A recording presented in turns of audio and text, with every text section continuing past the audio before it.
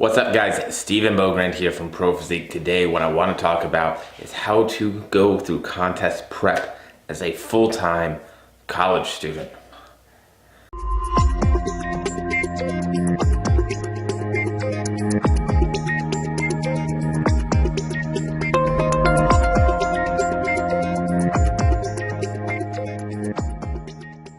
Alright guys, so this is a topic that was actually brought up by some of my clients who were full-time students, and they were saying, it's hard. Like, how do you manage?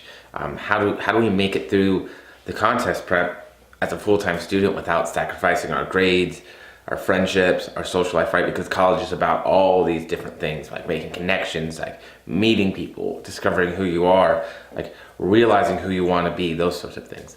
So I thought that it would be a great video topic to sort of discuss how I've gone through contest prep during college and how I've been successful both as a student, as a professional, and, as a competitor. So that being said, I think that the number one thing you absolutely have to have in check when you start prep as a student is your priorities. Your priorities need to be set and in stone before you ever even think about starting. For me, and what I would recommend for you, is that your number one priority is always school and grades, right? There's always another show. There's always a show the next weekend. There's always a show the next year. There's always another show.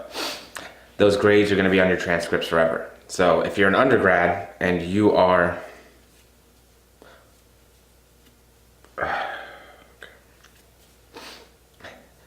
if you're an undergrad and you're trying to go to graduate school, right?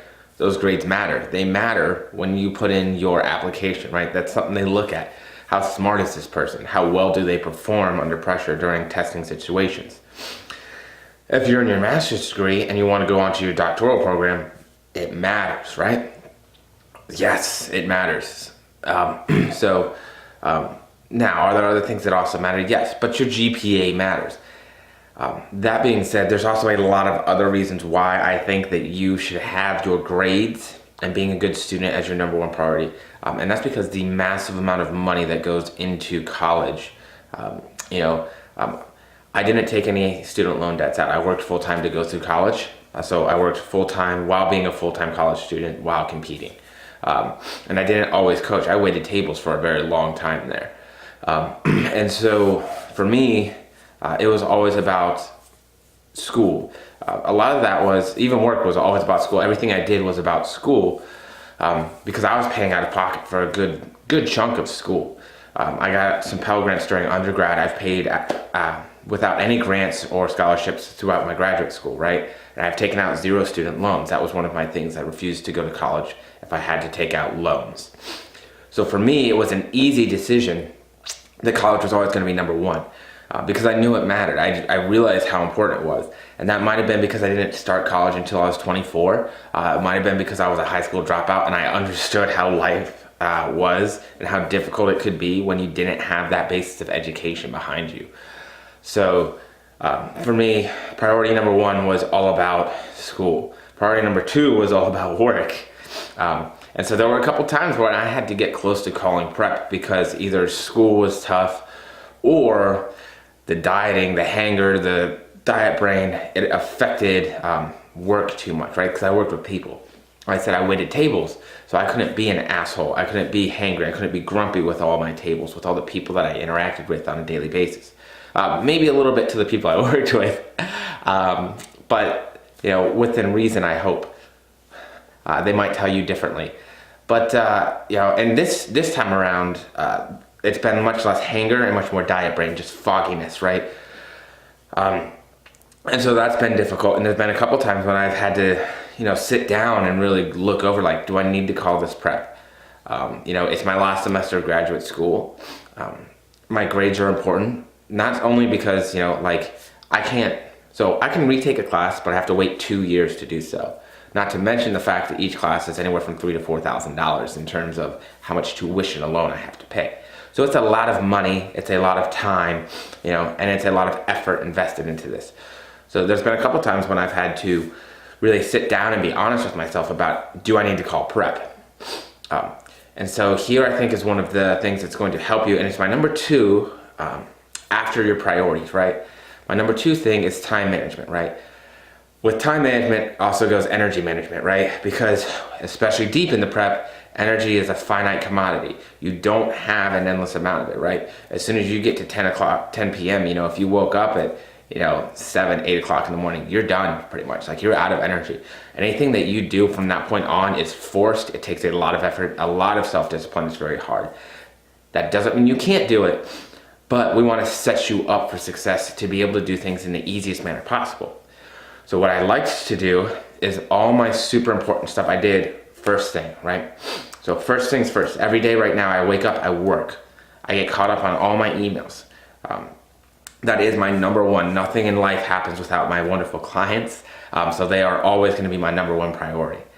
So my emails are always my first thing. Then in the middle of the day is normally when I take my break. I'll eat lunch, so it's post-meal, energy's up a little bit. That's when I go train and get my cardio in. Sometimes I'll break up cardio into the evening as well, but it just depends on how the day goes. Schoolwork, because graduate school is mostly reading and writing, a lot of that I do in the mid to late evenings, you know what I mean? So after I get back from the gym, after I've had my post-workout meal, I've calmed down a little bit, that's when I do a lot of my research paper readings and writing assignments for grad school, because they don't take the same amount of energy, right? Now, I have to have mental energy, so something like maybe a cup of coffee at that point, or any caffeine that I had in my pre-workout that might still be going. That's a big benefactor right now. But I am very aware that I have to manage my energy. This is especially true on days when I have night classes. Like, I have classes that don't start till 5 p.m. I'm drinking coffee at 5 p.m. on those days to make sure that I'm doing my best to manage energy so that I can pay attention and actually learn and comprehend and understand the material. And that's, of course, on top of working in prep. Okay? I think that in this one, I don't know that I do a very good job with this one. But caffeine is going to be my number three. Caffeine's my number three. There's a couple reasons why. So one, caffeine improves performance. It's been shown in the research. If you don't like it, suck it. That's the truth. Or that's what all the research supports, right? It's also going to help you be more alert and aware during the times when energy is low. It's also going to help you be alert and aware when it's difficult to sleep. It's hard to fall asleep if you're hungry. I'm 7 weeks out.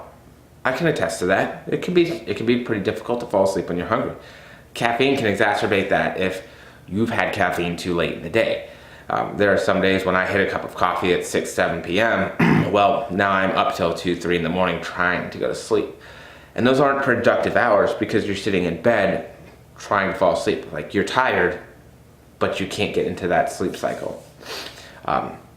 So I would say managing when to cut off caffeine intake. And this is going to be different for everybody because everybody is going to have a little bit different reaction to it, right? Everybody has a different tolerance to caffeine.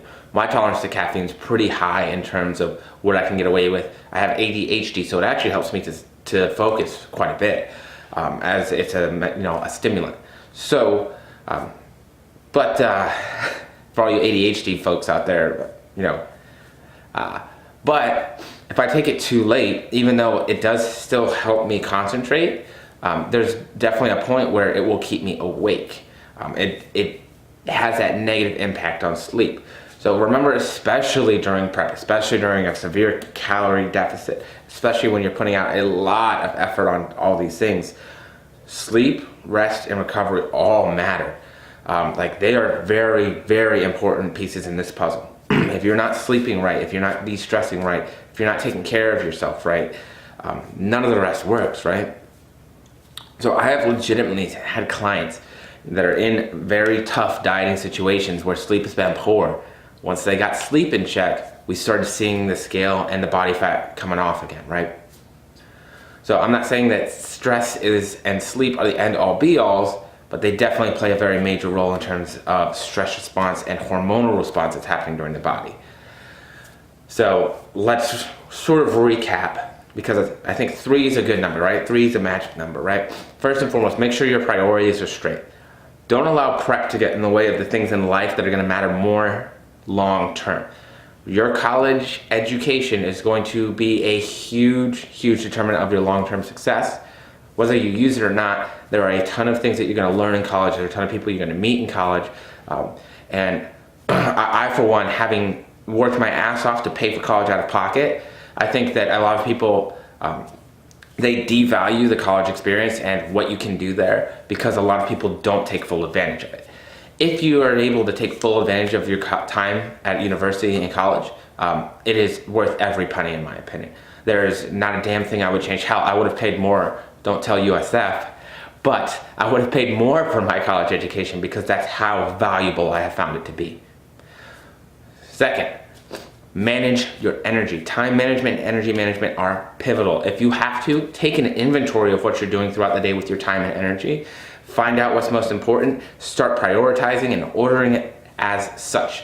Make sure that you're placing activities that need more energy and time and dedication near those times when you have the energy to devote to it. 3, caffeine intake. Remember, you're not going to recover and your stress hormones can go wild if you're not getting enough sleep and relaxation, right? We need to manage sleep and rest and stress. So, those are my big 3 about how to prep for a show during college.